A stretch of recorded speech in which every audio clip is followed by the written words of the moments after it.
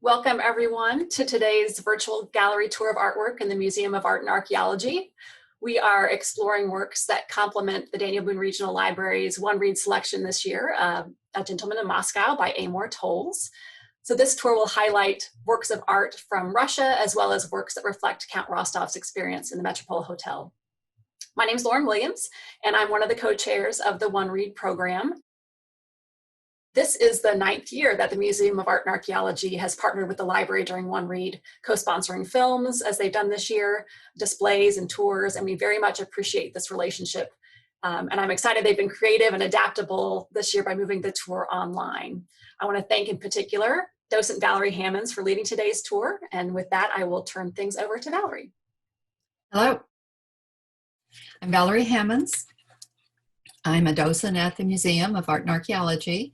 The museum is currently open from Tuesday through Friday. It's open from 9 to 4. On Saturday and Sunday, it's open noon to 4. They will allow no more than 20 in the gallery at a time and no more than 6 in a group. The museum store is not open, but you can arrange to have for curbside pickup. From that. So, I'm going to share my screen. I'm delighted to lead this tour on works from the museum that relate to the book, A Gentleman in Moscow. First, let's look at the Metropol Hotel. Hold on. There, where the Count lived for 30 years. The Metropol was finished in 1905. This is a postcard from the beginning year. I find it fascinating to look at the size of the hotel. It looks like it goes a full city block. If you notice here, there are railings for balconies. It's 5 stories tall.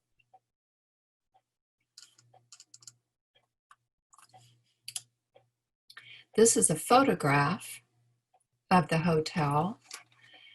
No expenses were spared. The Russian junkers fighting the Bolsheviks used it as a stronghold for a week. The thick walls held under artillery fire.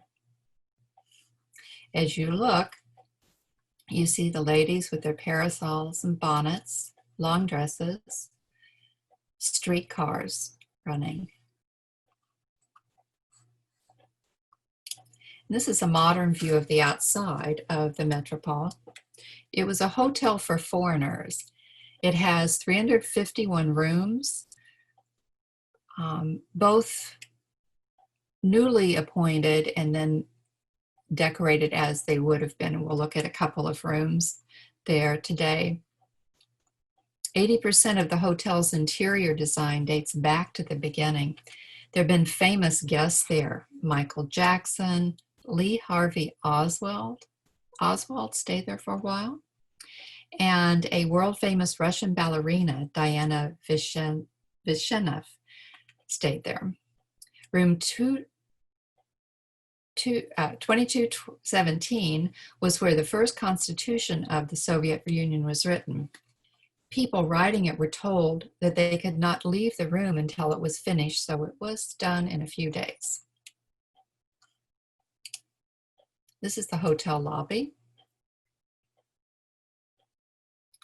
Lots of marble, the floors, the walls, those columns.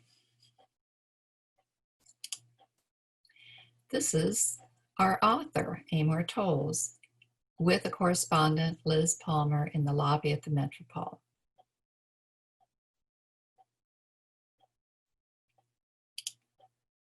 This is the Boyarsky Hall, the dining room that we read about, where he became a waiter. Fountain in the dining room.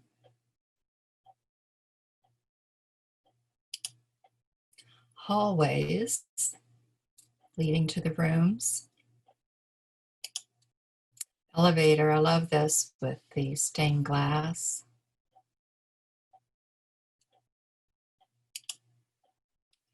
and a couple of the rooms as they look today. I just grabbed these from the internet. Okay, now for a look at early Christian and Byzantine art, beginning with a brief summary of the Russian Orthodox Church. This is a map of the Roman Empire in 400 AD. It shows you the division line between the West and the East. Diocletian was the emperor in 284 who had divided the empire between East and West. The West had an emperor and a co-emperor who was known as a Caesar, who would be the next in line, and the East had the same. This is what he set up. That system didn't last very long, but dividing the empire did. It was very difficult for one person to manage this vast empire. Land-wise, it was equal to the United States without Hawaii and Alaska. The people in the West spoke Latin. The capital was Rome. The people in the East spoke Greek. The capital was Byzantium. It became Constantinople after Constantine was emperor. And today it is known as Istanbul. On the Black Sea, very important to our study here. The Black Sea is important for trade, major rivers flowing in there, and this whole area up here is Russia today.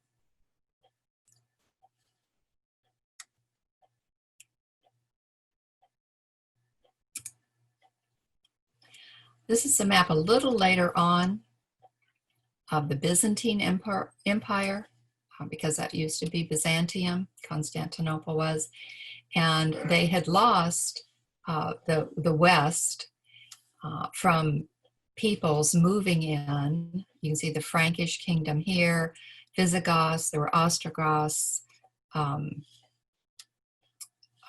Germans and all invading, and by 565 they had regained some of the West. The Christian religion had begun and grew in the Mediterranean in the 1st century AD, and it became the official religion of the Roman Empire in 313 when the Emperor Constantine issued the Edict of Milan. With the East and West division in the church, it had the Roman Catholic in the West and the Eastern Orthodox in the East. For years, they were separated. They shared communion, but they had theological and political differences. And in 1054, the East-West Schism parted them permanently.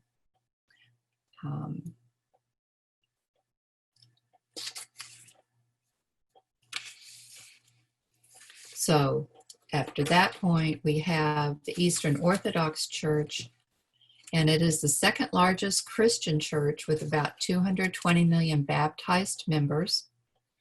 Roughly half of those members live in Russia, where it's known as the Russian Orthodox Church. And this is a modern map of Western Russia. You can get your bearings here. You have the Black Sea down here with Istanbul. You move up here with Ukraine, here's Kiev, Moscow, Novgorod, St. Petersburg. And if you look here, here are the Ural Mountains. The eastern side of the Ural Mountains is Asia, and the western side is Europe.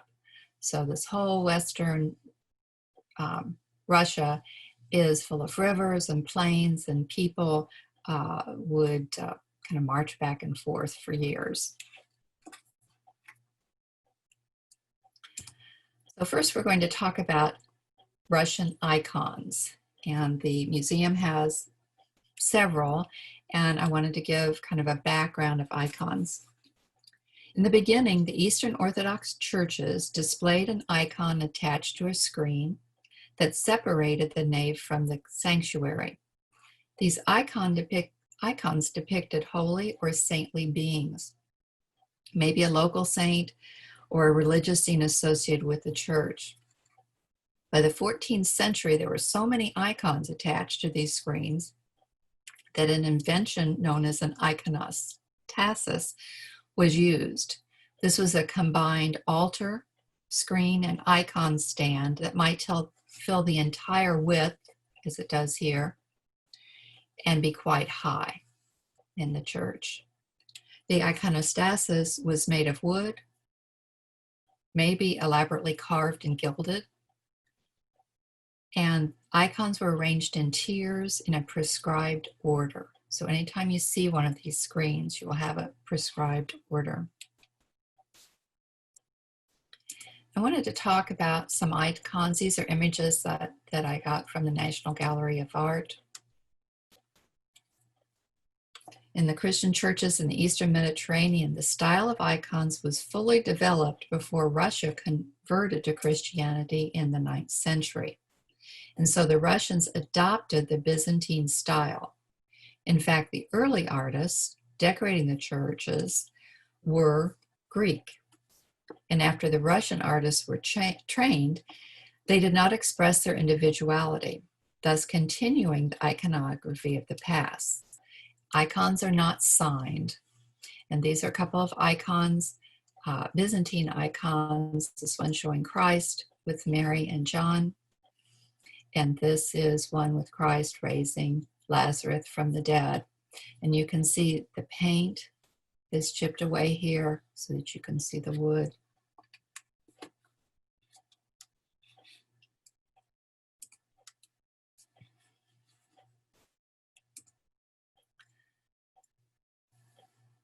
This is an icon showing 3 great church fathers from the 4th century. And this one with Archangel Michael. Religious icons are an integral part of the Russian culture. They represent a holy person or notable happening. They are dedicated and pronounced holy by a priest. The icons and figures portrayed are not actually worshipped, but are viewed as a window into the holy realm. Icons are regarded as holy objects and not identified by a person's signature. They come in different sizes. Small for home or gifts, large are found in cathedrals. They are typically hand-painted on wooden boards with egg tempera and have visually prominent golden background.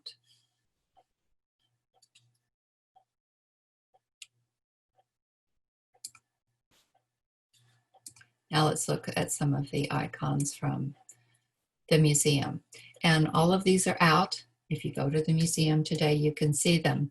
One of the advantages of doing this via Zoom is that you can see them close up. They're not very big. Like this one is 13 inches high by 20 inches wide. It's a triptych, which means it has 3 panels. This is a triptych with scenes from the gospel. It's from the 17th century. It's anonymous because they are not signed. And it's from Russia. This triptych is the transfiguration of theology of the Orthodox Church. And down here in the first panel, you have the birth of the Virgin, the presentation of the Virgin, the Annunciation of the Virgin, Archangel Michael. Over here you have the transfiguration of Christ when he becomes radiant in the glory on a mountain.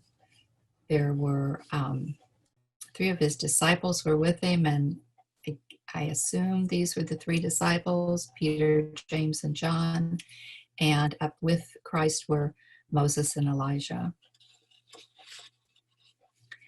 This is Jesus entering Jerusalem. And this is the raising of the cross. And then up here in the top, we have Mary enthroned as the church and the ascension of Mary.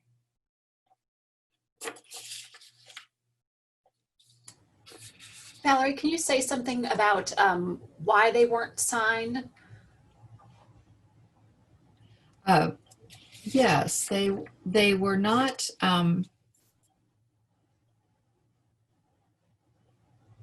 Okay, one answer to that is that most art from the beginning really wasn't signed.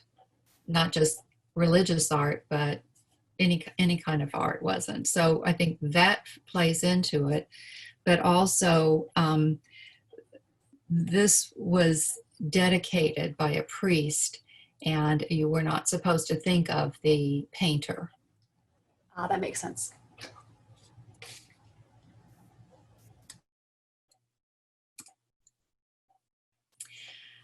This is scenes from the life of Christ. His nativity and infancy is anonymous from 1600, again from the Russian school. It lacks chronological order. There are 16 scenes plus overlapping forms and profusion of detail. And this is characteristic of the Russian school in this period. It's 11 inches by 11 inches, so probably was in someone's home. I've looked and looked at this trying to figure out what's going on. I can identify 3 horsemen here. This looks like the Magi, 3 Magi presenting their gifts to the Christ child. Over here, it looks like the flight into Egypt. But other than that, I really haven't figured out the scenes.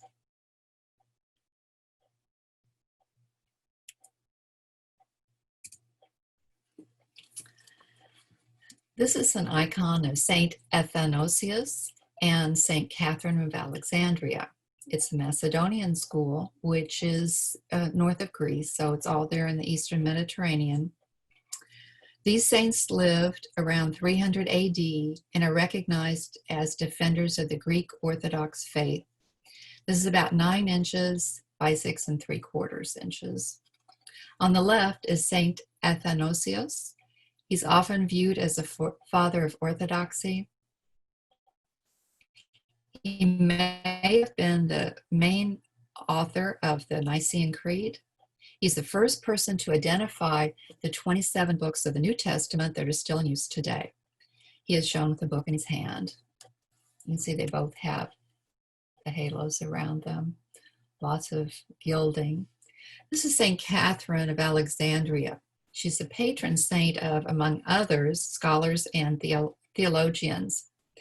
She was martyred in the 4th century at the hands of Emperor Maxentius, whom she rebuked, and she convinced people to convert to Christianity, including Maxentius's wife.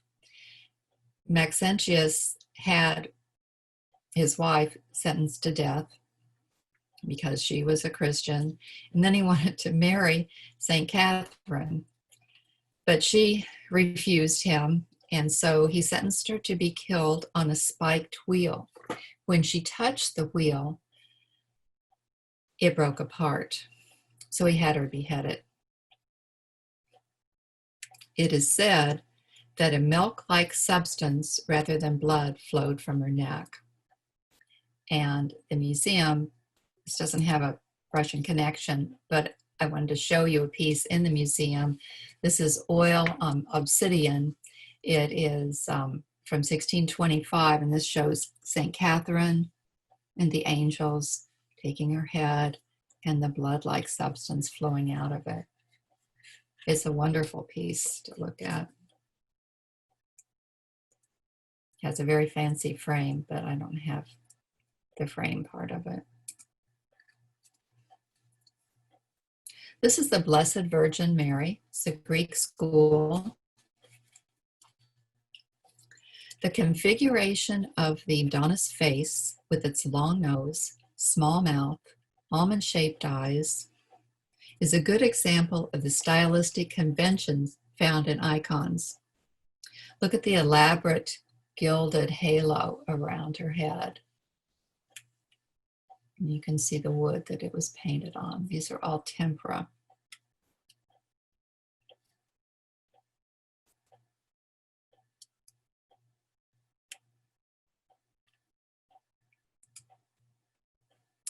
This is Saint Agia Paraskevi. It's Greek from 1852. There are 3 pious women known by this name, but this icon probably represents a 2nd century virgin martyr known for her healing powers. The tradition is that she cured the Emperor Antoninus Pius. He ruled from 138 to 161. She cured him of blindness, even after he tortured her. He freed her from captivity, but she was later martyred under the next emperor, Marcus Aurelius. She would not denounce Christianity and thus worship the pagan gods, especially recognizing the emperor as a god. She remains very popular in Greece, especially in Athens and the surrounding area, and is a patron saint of eye diseases.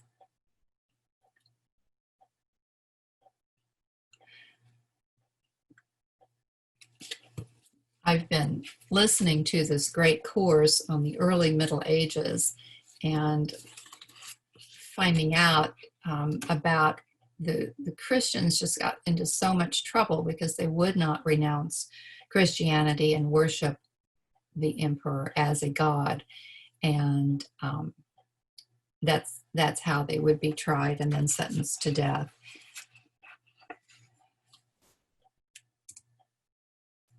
This is St. Demetrius Zarevich from 1866. It's oil on wood with silvered, gilded, and enameled riza. This follows a Greek practice where the icon is partially covered by an elaborate form of metal relief called a riza, which means robe. St. Demetrius, the son of the Russian Tsar Ivan the Terrible, was stabbed to death in 1591 at the age of 8. The pretender who had usurped the throne from Ivan claimed that the boy had died of a self-inflicted stab wound. Later it was learned he was murdered. His grave was opened and the relics were found whole and uncorrupted. His veneration soon developed and he was glorified as a saint, and the image has him holding a knife. The next slide I added to show you what a riza looks like. This is a Russian icon with a silver riza. It shows 6 saints with the image of Christ above. And on the right is a silver metal covering. The riza is gilt and silvered metal with repoussé work. Sometimes it's called a revetment. They are pierced and exposed elements of the underlying painting. Sometimes the revetment is enameled, filigreed, or set with stones and pearls. The purpose is to honor and venerate the icon, and so the figure in it. The riza is designed specifically as a cover. It leaves open spaces where the face, hands, and sometimes feet are exposed. Late Byzantine ones were designed where only the areas not covered by the riza are painted. So if you took it off, you just see their heads and hands in a later one.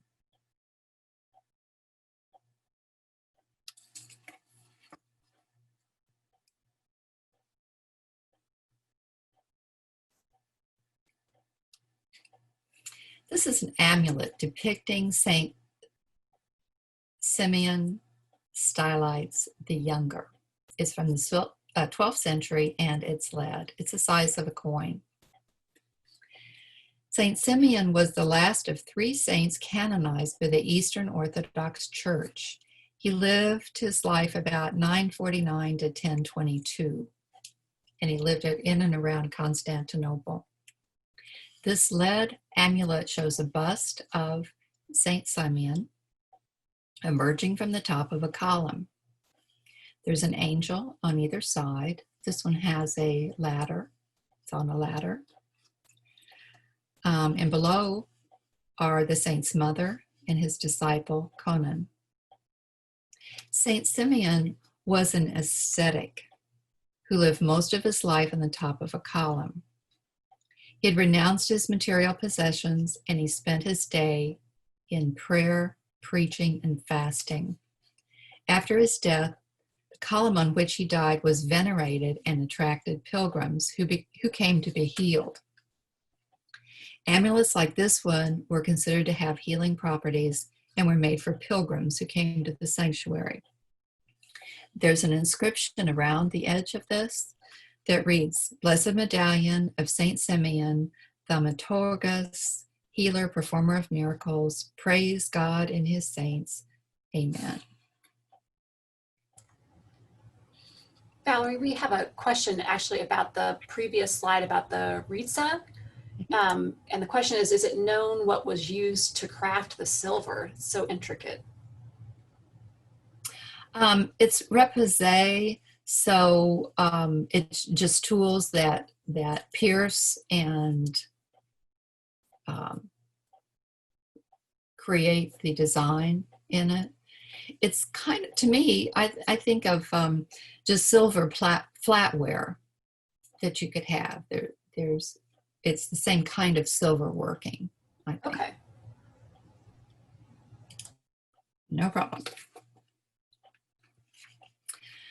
All right, I was reading more about this Saint Symeon. He took his name after the original Saint Symeon, who had been Bishop Theodoret of Cyrus in 457 AD. And this is the original Saint Symeon on his stylite.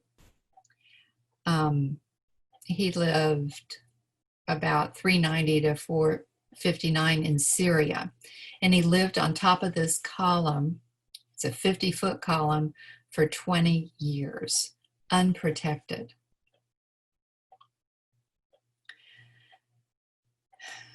They believed that living like this, their bodies would be mortified and it would help ensure their salvation. And if you went to Constantinople at that time, you would see various columns with men living on top of it, and sometimes women.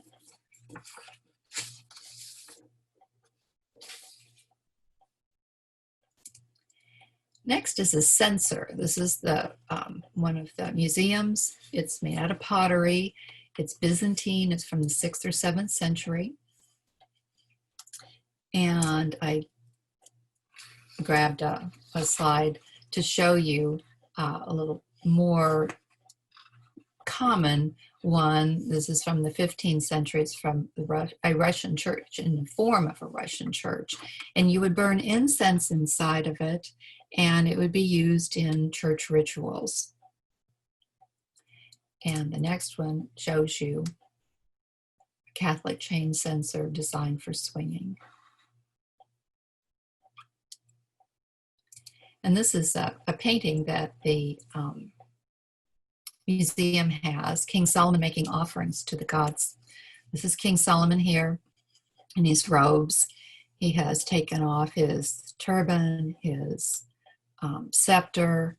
These are his holy men around him. And these are his wives behind him, trying to get him to make offerings to their gods, the pagan gods. And you can see in his hand, he has this censer and it's swinging.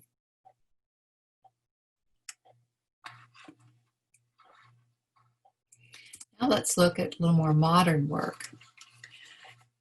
The museum has a couple of works by Russian painters. This is Vasily Kandinsky, who's a Russian painter and abstract theorist, generally credited as the pioneer of abstract art. He was born in Moscow and studied law, economics, and politics at the University of Moscow. But at age 30, he turned to painting, and he moved to Munich to study at the Academy of Fine Arts, and he began painting studies in life drawing, sketching, and anatomy. In 1914, he returned to Moscow, but after the revolution, he found his paintings were not, quote, in tune with the official communist ideas for art, end quote. So he moved back to Germany in 1920. He taught at the Bauhaus School of Art and Architecture until the Nazis closed it in 1933. At this point, he moved to France until his death in 1944. Now, I said he was credited as the pioneer of abstract art. So I'm going to kind of work up to the painting that the piece that the museum has, starting off with one of his earlier works called The Blue Rider, which was done in 1903. It's in the Berlin Museum. You can see that it's kind of impressionistic with the globs of paint, a little bit abstract, but not too much at this point. Next one in 1908, the Munich Schwabing with the Church of St. Ursula. A little more abstract. 1910, this is in the Guggenheim. This is a landscape with factory chimney. Now I can look at this, and because of the title, it helps me find the factory chimney, maybe the factory, and then we have hills and other pieces in the landscape.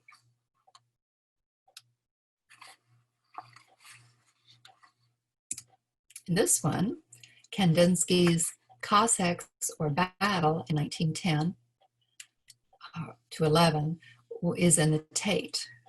And because of the title, it helps you look for soldiers. So you have soldiers here in their red hats, carrying their pikes, a fortress probably here with some birds flying above it. You know you're outside because you have a rainbow.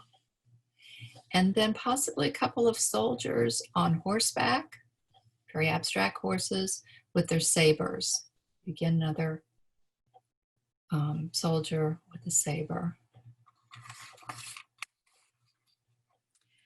And the next one is what the museum has. And the title is Unanimité, done in 1939, so late in his career. It's a color lithograph on paper. The title is Unanimity or Complete Agreement. And there's no other explanation to this. And I've looked and looked at this, and I can't see complete agreement.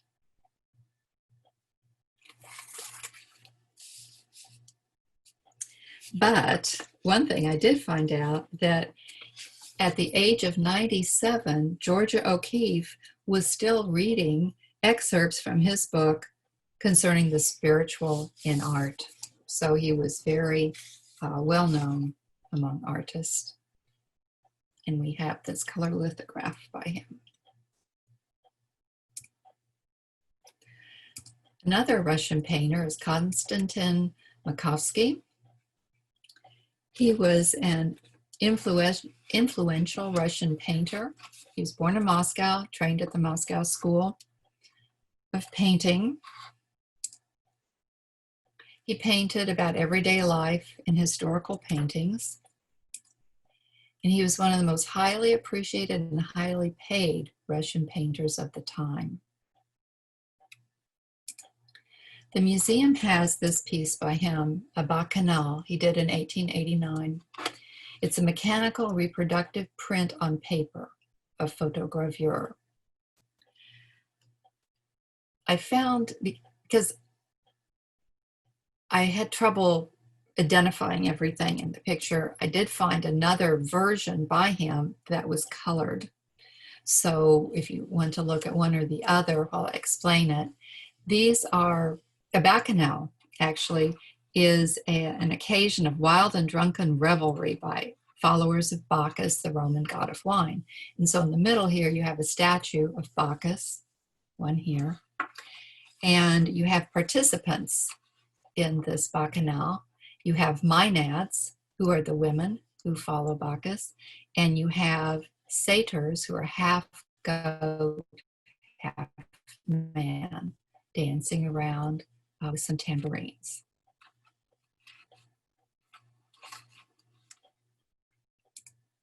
This is an artist with a Russian connection. Pietro Rotari, an Italian painter, lived in the 1700s.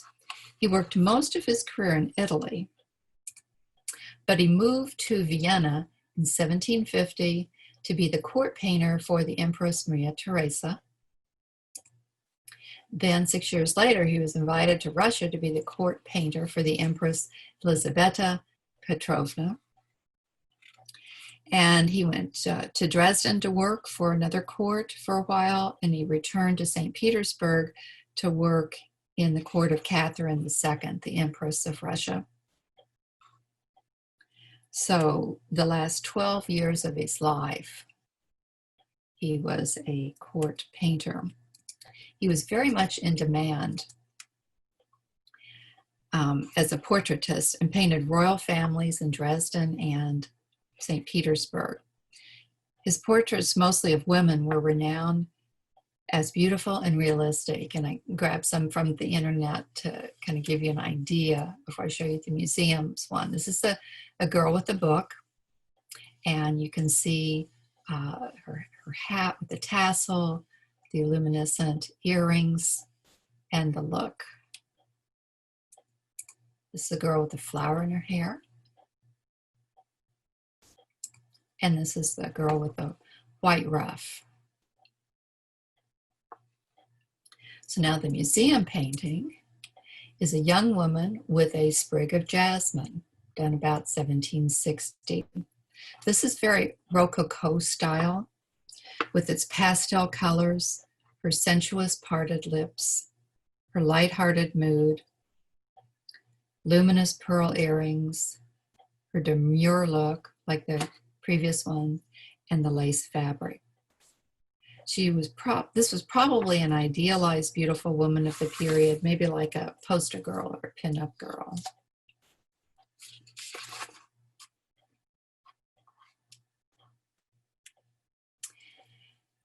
Now, in the book, Towles had several mythological references that, being a former Latin teacher, I picked up on immediately. And I've chosen two of them to talk about. One, he talked about Dido, and I'll explain her in a minute. This is a painting entitled Dido in Resolve by American artist David Lagar. It was originally designed and placed on the stairwell wall at Picard, but it was too large to move to Mizzou North. So now it resides in the reading room, the second floor of the library, the Ellis Library on campus. Lagar was commissioned to paint a contemporary classic painting for the museum. This painting has visual references to pieces in the museum. A lamp on the wall. The figure is seated in profile, like in funerary monuments, and then the frame around her is designed like these monuments or tombs. In the back, I'll give you a little backstory for this particular scene. The Aeneid was written by the Roman poet Virgil. It's about the story of Aeneas leaving Troy after the Trojan War to found a new homeland. When Aeneas and his men first arrive in Carthage in North Africa, Venus veils him in a mist to wander the city sight unseen. This artwork is a scene later in the Aeneid, and it foreshadows Dido's death. Carthage is the city that Dido is queen of, and Aeneas has landed there, but this is not to be the homeland, so he has to go and found the homeland, the new Troy. And so his ships are seen here leaving the harbor. You see smoke from a funeral pyre because Dido is going to take her life, thus Dido in Resolve. The passage in the book I'm referring to is on page 428, where the Count slips into suite 322 in his stocking feet. He is there to steal some items from the couple who are staying in the suite. Quote, Many years before, under a spell cast by a certain actress, the Count had dwelled for a time among the ranks of the invisible. So as he tiptoed into the Finn's bedroom, he called upon Venus to veil him in a mist, just as she had done for her son Aeneas when he wandered the streets of Carthage, so that his footfalls would be silent, his heartbeat still, and his presence in the room no more notable than a breath of air, end quote.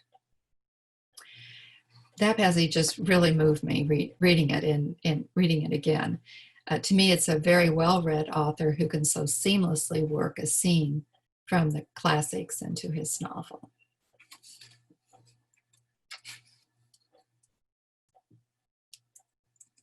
Next is The Judgment of Paris. This is a print from the museum done by Carlo Maratti, about 1708 to 1741. The backstory to this print is that there was a wedding for the gods, and mortals were present too, and the goddess Eris was not invited because she was a goddess of discord. But she stops by and she throws a golden apple that has written on it, "To the most fair." Well, three goddesses, Hera, Athena, and Aphrodite, each think they should have the apple. Paris who's a prince from Troy, has been told by Zeus to judge which god is the most fair. Each has offered him a reward. Hera has offered him to be king of all the lands, Athena to be the mightiest warrior, and Aphrodite offers him the most beautiful woman. Well, Paris chooses the most beautiful woman, and here is the scene of him handing the apple to Aphrodite. You can tell that it's Aphrodite because you have the little cupid here. He goes to Sparta, Paris goes to Sparta to claim Helen, and Helen may have fallen in love with Paris or may have been helped with this by a spell from Aphrodite. Either way, Paris takes Helen back to Troy. Helen's suitors for her hand in marriage had made a pledge that they would defend Helen's marriage to the man her father chose for her, who was Menelaus, king of Sparta. And so the Greeks sailed to Troy to take her back, thus starting the Trojan War that lasted for 10 years. The connection to the book can be found on page 138. The Count reflects when he was home for the holidays, how his grandmother arranged dinner parties. She had a dining room with 2 tables for 20 standing side by side. The Count would assist in this seating arrangement, telling his sister, quote, "The careless seating had torn asunder the best of marriages and led to the collapse of the longest standing détentes. In fact, if Paris had not been seated next to Helen when he dined in the court of Menelaus, there would never have been a Trojan War." And lastly, I want to talk about the museum's painting, Abraham's Sacrifice of Isaac. It's an anonymous imitator of Rembrandt, and it is showing the Genesis 22:10 in the Bible. This painting is about 6 feet high, 4 feet wide. It was the gift of the Samuel H. Kress Foundation, and it does have a connection to Russia. This painting may have been done by a student of Rembrandt or a follower of his at a later date. But either way, it has a striking resemblance to the painting. Oops. The Sacrifice of Isaac from 1635. It's by Rembrandt, and it's in the Hermitage in St. Petersburg. The photos don't do them justice, and what I've done is I've put them side by side on the screen. The one on the left is in the Hermitage, and it's actually signed Rembrandt F. 1635. The one in the museum is not signed. They are very, very similar. They have the angel grabbing Abraham's hand, Abraham looking back. He is dropping this jeweled dagger. It is dropping to the ground. Isaac's face is covered by Abraham's hand like a mask. The differences, when you can look at them, the one that we have, Isaac and Abraham's hand and parts of the background have been retouched. Abraham's expression is a little bit different, and the museum's painting may have been handled a little more casually over the years because it was not an actual Rembrandt.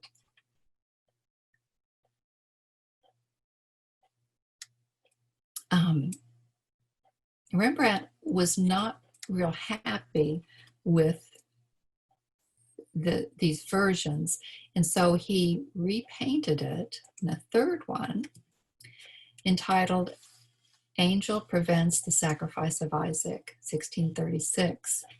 And this one is by Rembrandt and possibly his student Govert Flink. Rembrandt endorsed this painting with an inscription at the bottom that says, Rembrandt revised and painted over, 1636.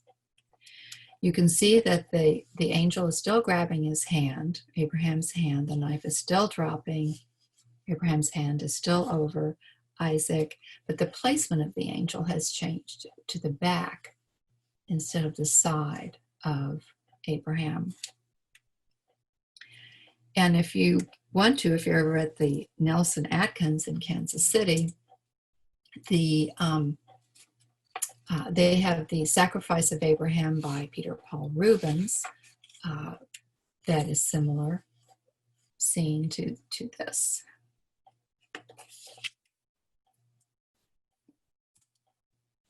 That's it. Thank you for attending. Are there any questions or comments? Just a reminder, if you have questions, you can type those in the chat.